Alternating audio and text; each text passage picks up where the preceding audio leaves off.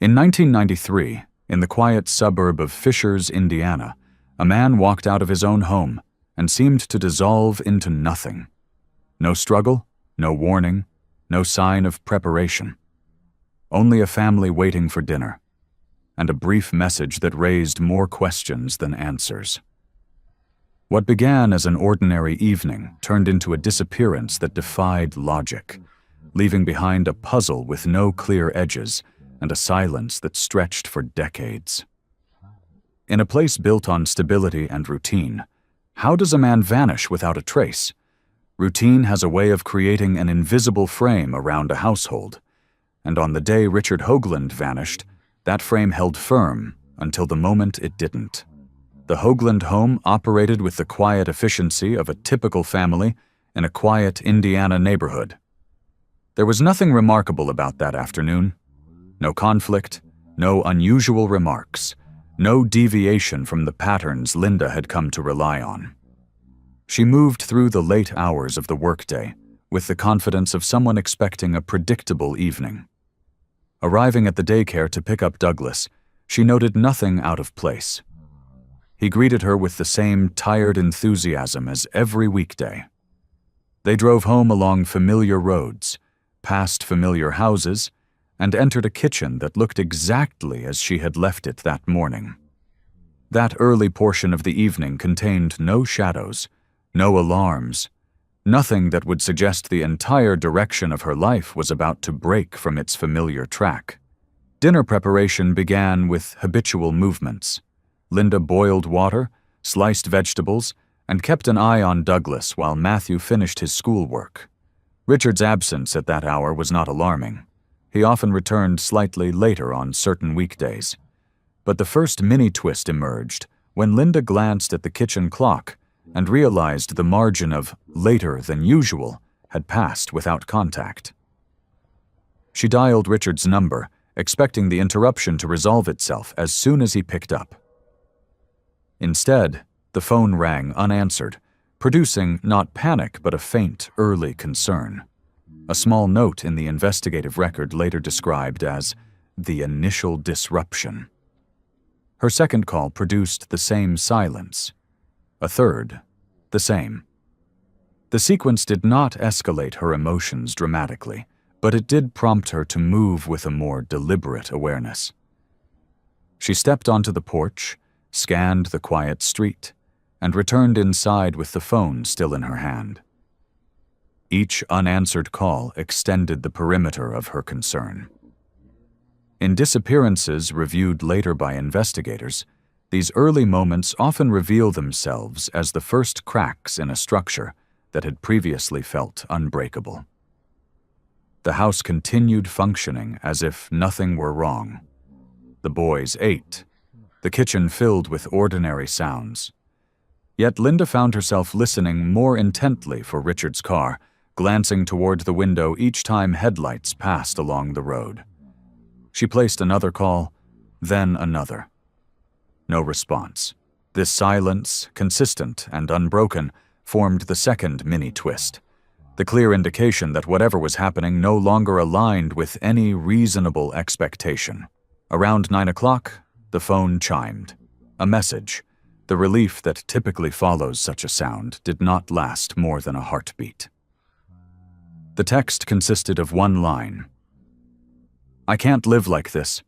You're better off without me." The words were flat, not dramatic, but their ambiguity carried its own weight. Investigators later noted that messages like this frequently generate more questions than answers, particularly when they contain no contextual information, no location, no timeline, no indication of mental state, no instruction for the family. Linda read the line several times, looking for a tone she recognized, but the phrasing did not match any familiar version of Richard. It lacked explanation, lacked coherence, and lacked the conversational structure he normally used. She immediately attempted to call him. The call did not connect. She tried again. Still nothing. A third attempt produced the same result. These failures contributed to the next investigative twist. A final message without follow-up is often more concerning than no message at all. It suggests an intention to sever communication rather than a momentary inability to respond.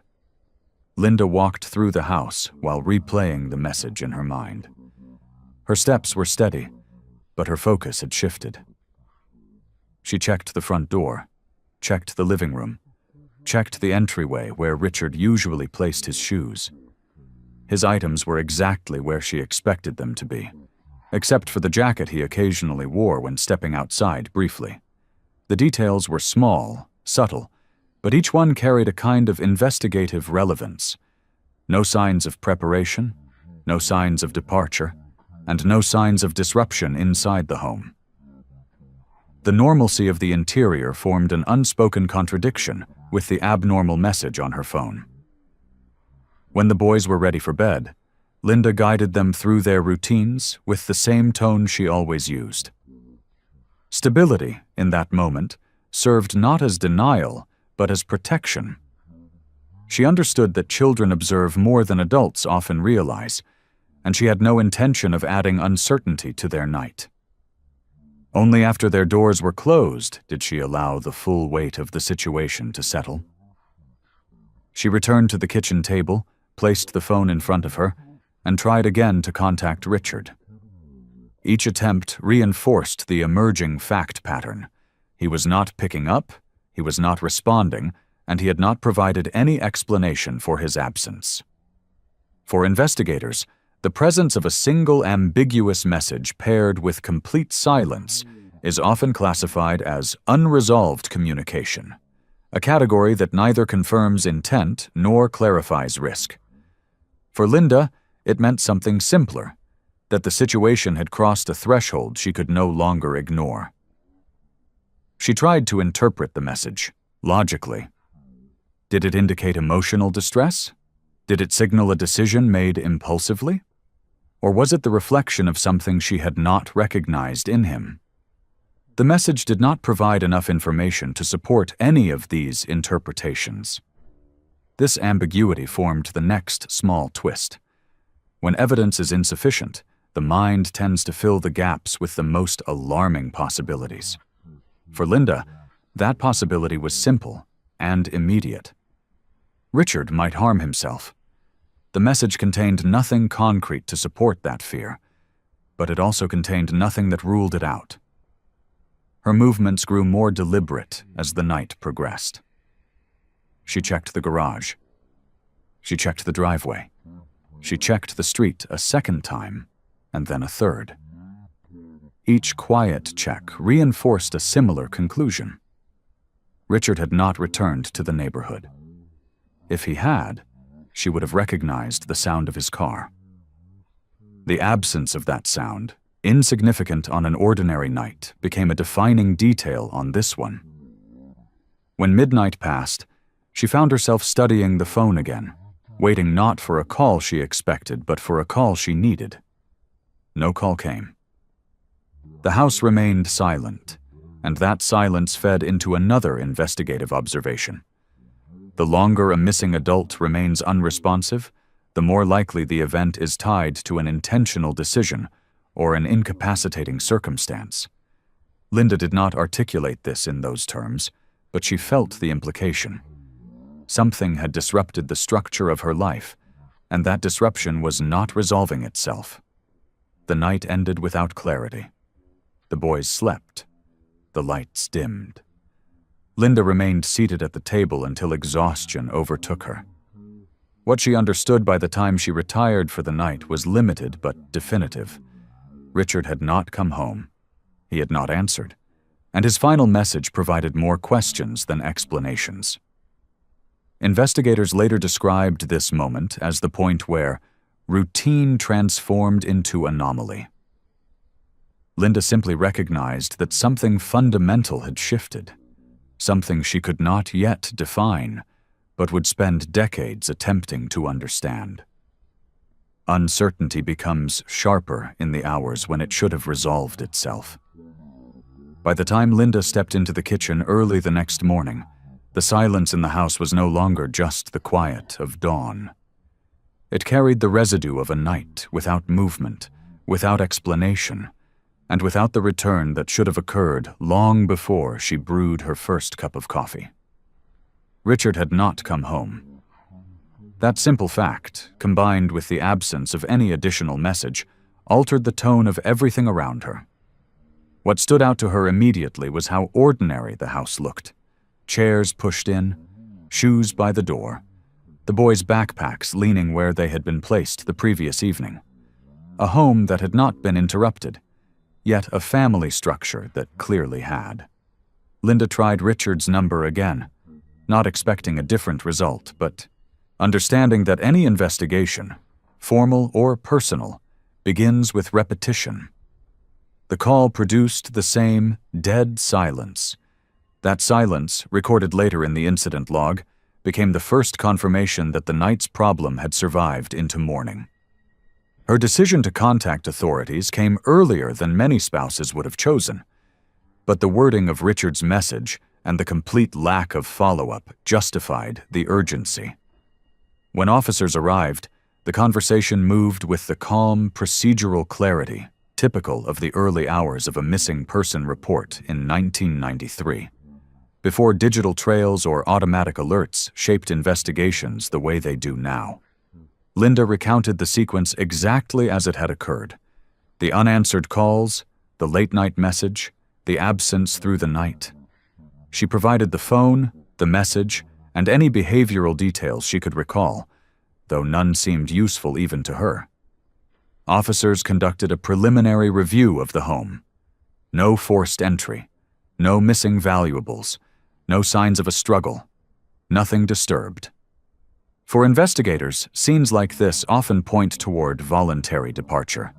For Linda, the same details pointed toward a different conclusion. If Richard had chosen to leave intentionally, he would have left at least one sign of preparation.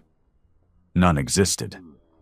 The contradiction formed the first mini-twist in the official log. Voluntary departure without voluntary indicators. A patrol unit was assigned to check Richard's usual routes and common stops. The first useful information arrived several hours later when a call came from the Indianapolis Airport's long-term parking office. A van matching the description Linda had provided had been located, parked neatly, locked, and without damage. She drove there with officers shortly after receiving the update. Seeing the vehicle did not produce relief. Instead, it raised questions that investigators recognized immediately. If the vehicle had been left there, why had no flight been taken? Why no luggage? Why no ticket? Records reviewed at the airport produced nothing. There was no boarding under his name, no security check, no printed itinerary. As investigators noted later, 1993 had far fewer surveillance cameras and far fewer digital cross-reference systems, making it entirely possible for someone to walk through the terminal without leaving a trace. Even so, the lack of any corresponding activity remained a hard fact.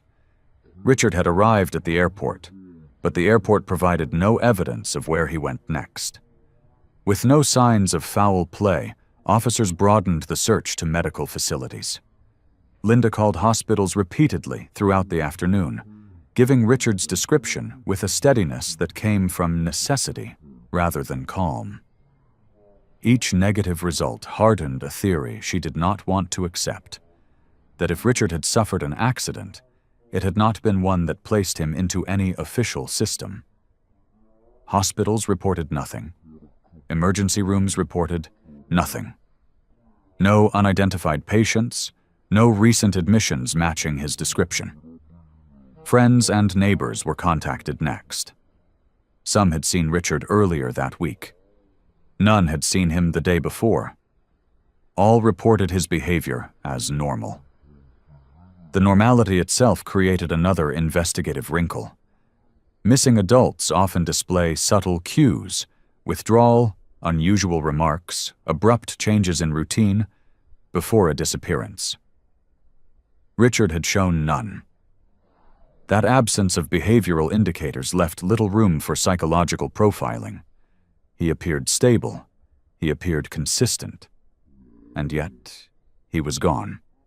When Linda returned home that evening, accompanied by 2 officers conducting a secondary walkthrough, the house again presented a difficult truth. Everything was still in place. Richard's razor was still in the bathroom, his watch still on the dresser, his winter coat still hanging near the entry closet. A man preparing for a long departure does not leave behind these items. A man stepping out briefly with intent to return does not vanish. The home offered no narrative. It offered only contradiction. Linda kept returning to the same detail. The message. Investigators examined it as well. It contained no external reference, no statement of location, no explanation of motive, no mention of danger. It provided neither clarity nor closure. They asked if Richard had ever expressed dissatisfaction, hopelessness, or stress that might have produced such wording.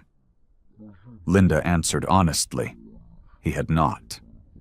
Their life had contained the predictable fluctuations of any long marriage, but nothing resembling a breaking point. The inconsistency deepened the mystery and produced another mini-twist. The only communication in the case was also the least interpretable. Throughout the following days, Linda retraced every path she could imagine Richard might have taken. She contacted his workplace. She reached out to distant relatives. She revisited stores he frequented. None had seen him. None had heard from him. She called the airport again. She called the police again. Each call returned to the same conclusion. No updates. Investigators expanded the range of checks, reviewing jail bookings, shelters, and unidentified persons reported in nearby counties. Every search returned negative. In many disappearance cases, investigators find at least one misplaced detail: a receipt, a sighting, an unexplained transaction. In this case, nothing surfaced. The complete absence of secondary evidence made the case harder to classify. If Richard intended to leave, why leave his vehicle? If he intended harm to himself, where would he have gone? If he intended simply to step away, why deliver a message so emotionally charged and then disappear without trace? The more Linda reviewed the facts, the more one detail stood out to her. The house still looked the way it had the night before, as though the center of the home had been removed, but its structure remained unaltered. That untouched condition reinforced her belief that something unexpected had happened, something abrupt, unplanned, and potentially dangerous. A person preparing for escape shows disruption. A person leaving under duress shows signs. A person experiencing emotional crisis typically leaves a trail of disordered behavior. Richard left none of these. Days passed, marked by repeated calls, repeated dead ends, and repeated confirmations that nothing new had been found. In the absence of expanding information, the investigation temporarily stabilized, held open only because nothing in the evidence justified closing it. At this early stage, Linda reached a quiet conclusion, not based on emotion, but on the accumulating shape of the facts. Richard had not simply walked away from his life. His disappearance did not resemble abandonment. It resembled an interruption. And with no additional message, no sightings, and no trace of his movements after leaving the van at the airport, the single line he sent her remained the only piece of communication the case possessed. For now, it was the only object the investigation could hold on to, even though it explained nothing. The search had begun, but it had nothing to follow. Stability in a household often relies on routines so familiar that no one notices them until they disappear. After Richard's vanishing, those routines unraveled one by one, pushed out of place not by sudden catastrophe, but by the slow, steady pressure of a single income, carrying what had once been managed by two. Linda encountered the first signs of collapse, when bills that had always been manageable began arriving at the wrong moment, stacking into obligations she could no longer meet. Without Richard's salary, the financial foundation of their life gave way, with an inevitability that felt almost mechanical. The mortgage company was the first to send notices that made her pause longer than she intended. She tried negotiating, tried stretching payments, tried delaying others, but the numbers refused to bend. The house that once represented security and future plans became an anchor, dragging her deeper into debt. Losing it was not a dramatic scene. No shouting, no final argument with the bank, just a letter confirming what she already knew. She and the boys had to leave. The family van followed shortly after, repossessed with the same procedural detachment. Nothing about the process reflected the chaos she felt on the inside. Institutions rarely mirror private turmoil. With their resources shrinking, Linda turned to the only option she had: selling what they owned. Furniture, tools, appliances, anything that could buy more time or food or clothing.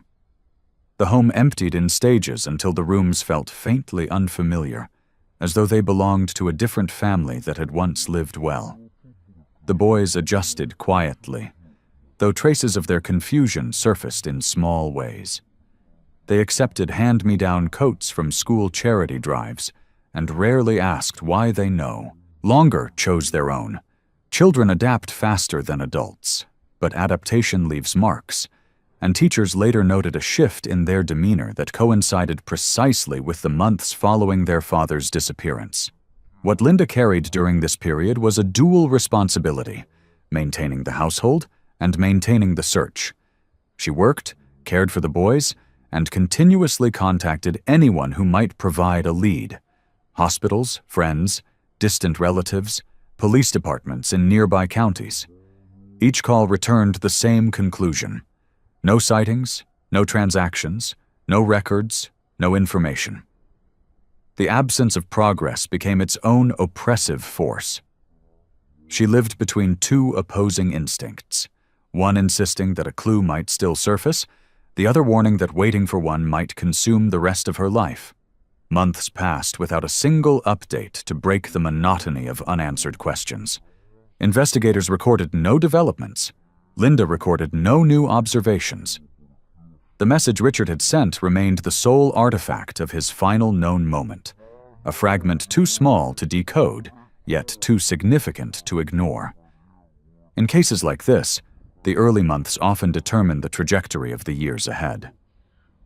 For Linda, those months formed a stark truth. The disappearance was not resolving. The hardship was not temporary, and the life she had known was no longer recoverable. The search had not ended, but her old life had. The two paths moved away from each other, each widening into its own uncertain direction. Long-term disappearances rarely unfold through revelations.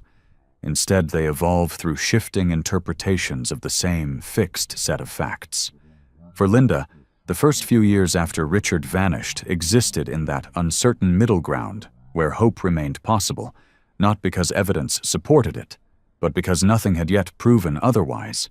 There were moments, quiet, practical ones, when she allowed herself to imagine that Richard might be alive somewhere, held back by circumstances beyond his control, stripped of memory, or prevented from reaching out. Those possibilities were not rooted in optimism, but in the simple fact that no trace of him had surfaced to contradict them. During those early years, what sustained this line of thinking was the complete absence of evidence pointing in any direction. No body, no belongings, no identification activity, no witness who had seen him struggling or in distress. This void created a space where even unlikely explanations felt plausible. Investigators noted that Linda approached these possibilities with the same level-headedness she carried throughout the case. She did not cling to fantasies, but she did acknowledge gaps in information where unusual outcomes could still fit. For 3 to 5 years, that space remained open. As time continued its quiet push forward, the equation began to change. A decade leaves different marks than a few months, and the absence hardened into something more definitive. The theories Linda once entertained gradually lost their footing. If Richard had been alive but unable to contact them, some trace should have surfaced. An identification check, a hospital record, a police interaction, an employment file. Systems across the country had evolved since 1993, and yet Richard's identity remained frozen. It was during this extended stretch of years that Linda's thoughts shifted from something prevented him to something ended him, not through emotion, but through logic. A disappearance without activity for this long often suggests a single conclusion. Daily life reshaped itself accordingly. Linda raised the boys alone, not as a temporary guardian filling space until Richard returned, but as the permanent structure of the household. She kept routines intact for their sake: school pickups, meals, chores, bedtime stories, because normalcy, even when manufactured, provides a crucial sense of safety for children navigating loss they cannot define. Yet the boys absorbed the disappearance differently. Matthew grew quieter, internalizing questions he did not voice, developing an early seriousness that teachers later attributed to responsibility carried too young. Douglas reacted unpredictably, shifting between calm and agitation, a pattern common in children dealing with ambiguous grief. Neither pattern surprised investigators. Both were recorded as familiar responses. Through these years, Linda often revisited her memories of Richard's final days in the home. She searched for warning signs she might have missed: changes in tone, subtle frustrations, clues buried in casual conversation. Each attempt ended the same way. She found nothing. That lack of detectable precursor became its own source of guilt, a quiet internal questioning she returned to periodically. Families in similar cases often report this same retrospective doubt, not because they truly believe they failed, but because unanswered situations invite self-blame in the absence of factual answers. Eventually, the investigation reached a point where local authorities could no longer justify active pursuit. With no evidence of crime, no indication of foul play, and no emerging leads, the case was formally categorized as inactive. It was not closed, but it no longer produced movement. The decision was procedural, not personal. Officers explained the criteria clearly. Without indications of a criminal act, the file could not be escalated. Linda accepted this with the same composure she had shown throughout, understanding that the system operated on evidence, not sentiment. By the time a full decade had passed, absence had become a settled part of the family's identity. Linda did not speak of Richard in terms of return. She spoke of him in the past tense, carefully but naturally. The boys grew into young men whose lives no longer revolved around the question of where their father was, but around the structure their mother had built, around his disappearance. The case had reached a plateau that rarely shifts without external intervention, and for many years nothing intervened. What remained was not hope nor despair, but a quiet acceptance shaped by time and silence. Richard had disappeared, and the life that continued without him had forged its own stability, fragile at first, then firm, then unquestioned. The unanswered question stayed, but it no longer controlled the household. It simply existed, unchanged, waiting for a future that no one expected to arrive. There are moments in long-term disappearance cases when the past, seemingly dormant, forces its way back into the present without warning. For Linda, that moment arrived on an afternoon in 2016, not through a discovery, not through a tip, but through a phone call that carried no emotion in its voice, yet had the power to upend the entire mental framework she had spent more than 2 decades constructing. The caller identified himself as a detective from Pasco County, Florida, a jurisdiction she had no connection to and no reason to expect communication from. The introduction alone triggered the quiet alert that anyone who has lived with an unanswered crisis recognizes immediately. A call from far away rarely means something simple. The detective began by confirming her name, then asked her to verify the name of her former husband. She answered carefully, still not understanding the context.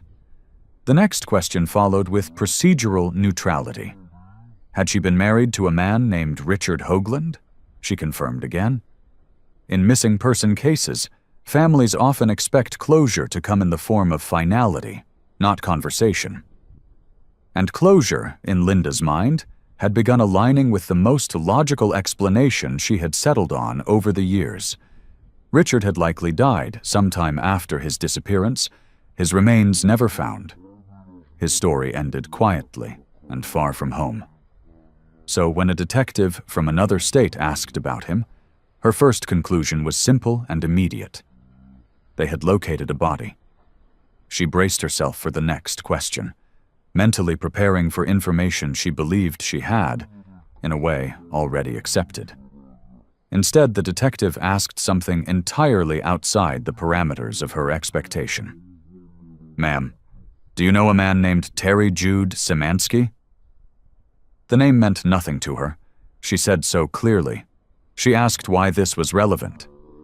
Cases that have been dormant for 23 years rarely restart with new names, especially names that have no connection to the missing person's known identity. The detective continued with the same professional steadiness, explaining that the Florida department was investigating inconsistencies linked to a man living under the name Terry Szymanski. According to their preliminary findings, this individual might, in fact, be her missing husband. Those words did not register as shock so much as disorientation. For more than 20 years, Linda had lived inside a mental structure shaped by lack of evidence. No sightings, no records, no activity. She had learned to understand Richard's disappearance by assuming that somewhere along the way, something irreversible had happened to him. That assumption, built quietly and rationally across many years, had become the ground she walked on. Now, the possibility that he was alive, living under a name she had never heard, forced the ground to shift, not violently but with a slow, deep movement that caused everything in her mind to tilt. The detective continued, explaining each detail as if reading from a file assembled with careful, methodical attention. A family member in Florida, someone connected to the real deceased Terry Szymanski, had been conducting genealogy research on Ancestry.com. While reviewing records, they noticed something impossible. Terry, who had drowned in 1991, appeared to be active in public records decades after his death. That anomaly triggered suspicion. They contacted authorities. The investigation in Florida began. Linda listened, holding her breath without realizing it. She knew that identity theft was a common issue, but the idea that her missing husband might have adopted the identity of a dead man carried a weight she could not immediately categorize. Not grief, not anger, not relief. It was a kind of mental suspension, as though her mind needed time to redraw the outlines of a story she thought she had already understood. The detective asked her a precise question. Did she still have any documents, photographs, or records from the years before Richard disappeared? Items that could confirm facial structure, age pattern, or personal identifiers. She answered yes, though the items were stored among boxes she rarely opened anymore. He informed her they would need those documents for comparison. The possibility of a match depended on them. The process of retrieving the old box of files later struck her as strangely mechanical. She moved through the house, found the storage bins where she kept remnants of a life she no longer thought about directly, and lifted out the folder labeled with Richard's name. Inside were photographs from vacations, insurance documents, copies of his old driver's license, artifacts of a life that had ended abruptly one day in 1993 and never resumed. She prepared scans of the material and waited for further instructions. What Linda understood at this stage, and what investigators noted in the case narrative, was that she had not yet reacted emotionally. The information had not reached the part of her mind that processes events in personal terms. Her thoughts remained procedural. What the detective needed, what the next step was, what documentation she should prepare. It was only when she placed one of the photographs face up on the table that the situation shifted. She found herself staring at the image of a man she had once known intimately, a man she had assumed was dead, and confronting the possibility that he might have lived an entire second life without them. The detective called again later that day with additional questions. He explained that the man using the name Terry Szymanski appeared to have been living in Florida for many years, married, father of a son, owning property, even possessing a private pilot's license. These details were presented factually, without judgment, but each one added weight to the growing realization that Richard had not simply disappeared. He had constructed a new existence, deliberately and thoroughly. The phrase that stayed with Linda came when the detective said, "We have reason to believe that this man is your missing husband." It did not sound like an accusation. It sounded like an emerging truth. Her internal response was not the emotional storm many would expect. It was something quieter, a collapse of the narrative she had come to rely on. The assumption that Richard had died had given her a kind of stability, even if it was built on uncertainty. Removing that assumption left a blank space where her understanding used to be. A blank space, investigators noted later, can be more destabilizing than grief. She understood then that this investigation would not open the path she once imagined. No recovery of remains, no final confirmation of death, no quiet conclusion. Instead, she stood at the threshold of a different kind of confrontation, one that required her to revisit the original night of disappearance with new eyes. She had lived more than 20 years believing her husband had vanished because something unforeseen had taken him from them. Now she had to consider the possibility that he had walked away completely under his own control. The detective closed the conversation with a request. They needed formal documentation for a full identity comparison. She agreed. She hung up. She sat in silence. For the first time in 2 decades, the case had produced new information that rewired every assumption she had ever made. And in that moment, the disappearance no longer looked like a tragedy. It looked like a choice. Some truths arrive all at once, not because they are complicated, but because their simplicity is sharper than anything one expects. When the detective from Pasco County continued briefing Linda, what he revealed did not come through dramatic inflection or emotional suggestion. It unfolded as a sequence of observations, each one built on records, interviews, and verifiable facts. He spoke with the tone of someone reconstructing a timeline rather than exposing a betrayal, but the effect was the same. For the first time since 1993, Linda was being shown not a possibility, not a theory, but a path, one that Richard had walked deliberately, step by step, without looking back. According to the detective, the earliest confirmed trace of Richard's new identity surfaced in 1994. That year, he appeared in Florida, far from Indiana, and even farther from any location. Linda had expected him to seek out. He did not live alone or in isolation. Instead, he rented a room in the home of a man whose son had drowned 3 years earlier. That son was named Terry Jude Szymanski. His death had been recorded and properly filed, but the family had not tightened the trail of his identity beyond that. The detective emphasized that this missing link, an archived death certificate without a fully sealed record, became the key that opened an entire alternate life for Richard. While living in that house, Richard found the death certificate. The document contained all the information needed to trace a life backward: full name, date of birth, place of birth, parental information, a template for an identity waiting to be revived. It was not uncommon in the pre-digital era for such documents to be stored in family files without elaborate safeguards. But what set this case apart was not the availability of the certificate. It was the decision to use it. From there, Richard made a calculated move. With the death certificate in hand, he applied for a new birth certificate under the name Terry Jude Szymanski. At the time, several states still operated under systems that prioritized procedural consistency over digital verification, making it possible, though far from simple, to obtain replacement documents if the applicant supplied accurate biographical details. Richard had those details, and within months, the process yielded results.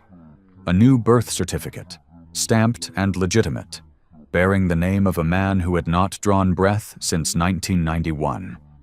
The detective paused before moving to the next stage of the timeline, not for dramatic effect, but to ensure Linda understood the implication. With that birth certificate, Richard wasn't improvising a disguise. He was building a legal persona. What followed next took place in a pattern that investigators recognized in other identity theft cases, though rarely executed with this level of completeness. Richard used the new birth certificate to apply for a driver's license in Alabama, likely choosing that state due to its procedural leniencies at the time. Records there confirmed that a license was issued to an individual bearing Terry's name shortly after the new birth certificate was created. That license served as an initial anchor, a government-issued ID from which further documentation could grow. After Alabama, he moved to acquire a Florida driver's license. For someone living in Florida, this was a natural step, but for investigators retracing the path, it was a confirmation that the alternate identity was being strengthened, reinforced, and made durable. With the Florida license, Terry Szymanski became functionally indistinguishable from any other resident in the state. No alarm, no inconsistency, no footprint pointing back to Indiana. By the time he had secured a full legal identity, he had also carved out a life that bore no resemblance to the void he left behind. Under the name Terry, he married a woman in Florida, presented himself as a devoted husband, and became part of a community that believed they knew him. The detective explained this softly but clearly. Richard did not live on the margins. He integrated himself fully, so deeply that no one around him suspected the foundation of his identity was false. He had a son, a boy who grew up without any hint that his father had lived an entire previous life in another state, with another wife, with two sons who had watched their world collapse after he walked away. Investigators later interviewed the family, and their shock mirrored Linda's, but from the opposite direction. They had believed him genuinely, completely, as Terry. Richard also used the new identity to obtain mortgages, purchasing property, and entering financial agreements with confidence. Home ownership is difficult to maintain without legitimacy, but Terry's documents held up under scrutiny, allowing Richard to embed himself even further. He earned trust, paid taxes, maintained accounts, and generated a financial footprint that appeared consistent and clean. In interviews, neighbors described him as stable and unremarkable, a man who fit easily into the rhythms of suburban Florida life. One detail particularly stood out to investigators. Using the identity of Terry, Richard obtained a private pilot's license, applying for one required documentation, proof of identity, and regular medical examinations. Each step reaffirmed the strength of the persona he had constructed. Records from aviation authorities confirmed that he even owned a small aircraft, something he could not have purchased without the income and credibility attached to his new name. Meanwhile, as the detective continued, Linda began to assemble the other side of the timeline. While Richard lived comfortably under a new name, she and their two sons had endured a cascade of losses: home, vehicle, financial stability, none of which Richard would have known, because he had made no attempt to contact them. Toward the end of the detective's explanation, the contrast became sharp and clinical. One family was building a life under a false identity. The other was piecing together survival from donated coats and sold furniture. The turning point in the investigation came unexpectedly. A relative of the real Terry Szymanski had been researching family history on Ancestry.com, a genealogy platform that had become a gathering point for millions of accessible public documents. During a routine search, the relative discovered something impossible: that Terry, who had drowned decades earlier, appeared to be alive in several modern databases: property records, licenses, financial filings. The relative reported the anomaly, not expecting much more than a clerical correction. Instead, it triggered a full review.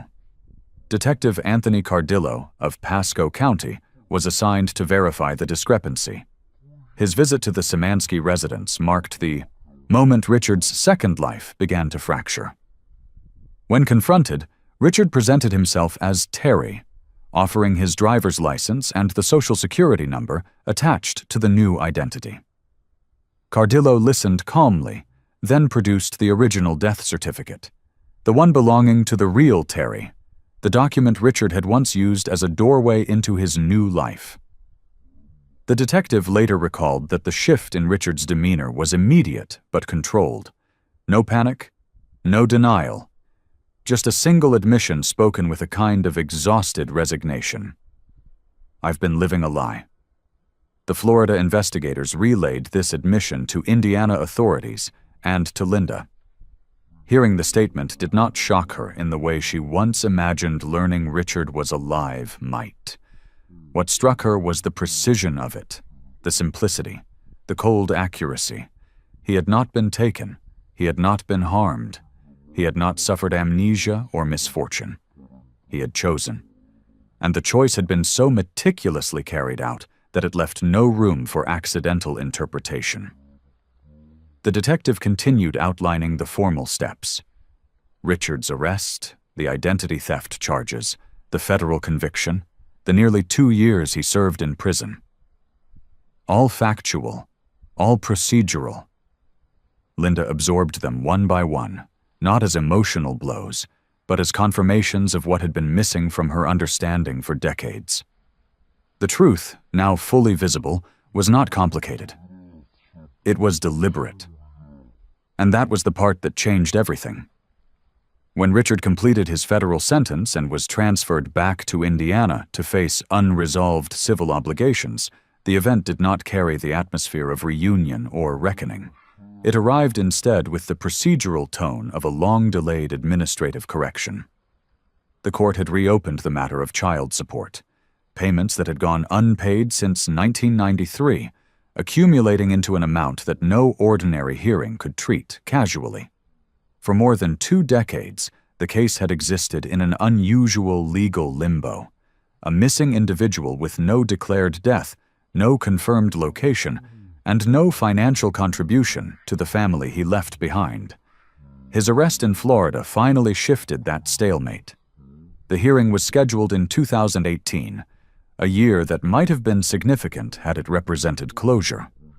Instead, it became the scene of a confrontation stripped of sentiment, shaped entirely by law, history, and the passing of time.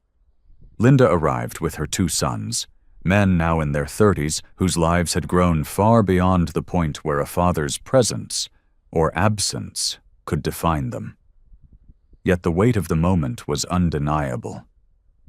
They were about to see the man whose disappearance had shaped the entire structure of their childhood and much of their adulthood. Not through tragedy, but through abandonment executed with calculation. The courtroom did not accommodate emotional narratives. It was silent, orderly, and preoccupied with documents rather than memories. Richard entered accompanied by legal counsel, thinner than in the old photographs, but otherwise composed. He did not look toward Linda or the boys immediately. His expression held no anticipation, no discomfort, no visible recognition. For investigators and officers who later reviewed the footage, This lack of reaction was one of the most striking details, an absence of response that communicated more than any spoken sentence could. Matthew, the elder son, observed his father with a steadiness that appeared practiced.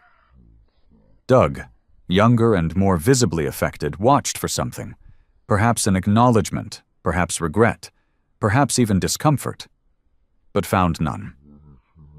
In his eyes, there was nothing, he later said. Like we were strangers, like we had never existed.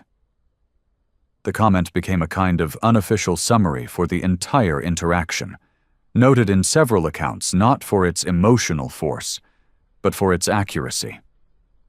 Linda's reaction remained restrained. She had spent more than half her life adjusting to the void Richard left behind.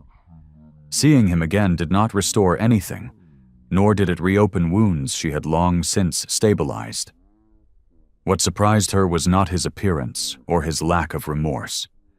It was the sense that the man who stood in front of them had already separated himself from his former identity so completely that the family he abandoned seemed irrelevant to his current state. In investigative terminology, his behavior aligned with complete psychological disengagement, a phenomenon occasionally documented in cases of long-term voluntary disappearance. The proceedings focused on finances. The judge reviewed the calculations prepared by the state, taking into account the 18% annual interest applied under Indiana law. Decades of unpaid support had accumulated into a total of $1.86 million, a figure that represented not only monetary absence, but the structural weight of every year Linda had carried the household alone.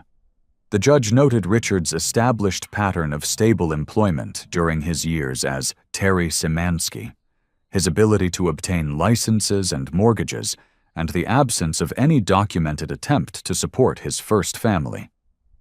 Each point reinforced the ruling. He was responsible for the full amount. Richard did not contest the calculation with emotion or defensiveness. He simply listened, nodded occasionally, and stood still, as though the verdict pertained to someone else. His posture suggested compliance, but not regret. Investigators observing the hearing noted that his affect remained flat throughout, which aligned with his earlier admission in Florida, an admission delivered not in confession, but in resignation. "I've been living a lie," he had told Detective Cardillo. The statement was accurate, but in the courtroom it offered no context, no remorse, and no bridge to the family seated across from him. After the ruling, Linda understood the practical reality. She knew the amount awarded did not mean the amount would ever be paid. Richard's assets were entangled in divorce proceedings in Florida. His financial resources were unclear. Legally, the judgment stood.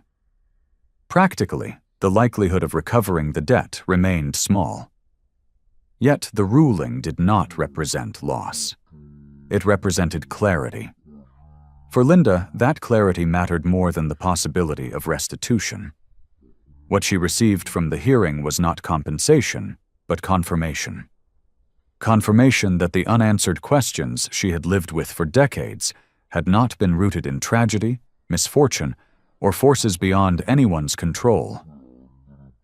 The truth was far simpler and far colder. Richard had left because he wanted to, and he had stayed gone because he chose to. That understanding did not inflict new pain. It closed the gap between the mystery she once navigated and the reality she now accepted. As the hearing concluded, there was no attempt at conversation, no gestures toward reconciliation, and no indication that Richard wished to acknowledge the life he had abandoned. He walked out with the same neutrality with which he had entered, leaving Linda and the boys standing in a courtroom that felt quieter than before. Not because something had ended, but because something had been acknowledged at last. For the sons, the encounter did not alter the course of their adult lives. They were not looking for connection. They were looking for truth, and the truth had walked into the room without hesitation, without apology, and without expectation.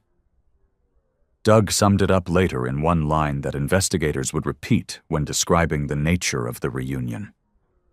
He came back into our lives for 30 minutes, and even then, he wasn't really there. Back in Indiana, as Linda stepped out of the courthouse, there was no moment of catharsis, no release of grief, no dramatic sense of closure. What she experienced instead was something steadier, quieter, and more precise. The end of uncertainty.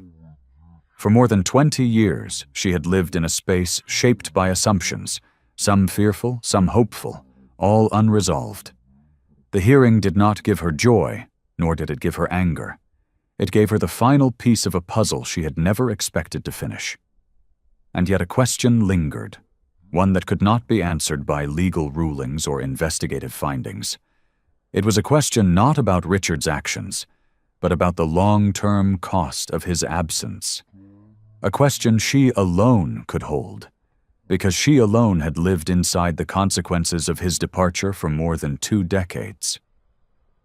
In the quiet that followed the court's decision, that question surfaced with a clarity as sharp as any verdict. In the end, who truly disappeared during those 23 years? Richard, or the parts of Linda that faded the day he walked away? If you want to follow more unexplained disappearances and the long searches behind them, remember to subscribe to the channel so you don't miss the next story. And tell me, where did you first find this video? And what do you think really happened?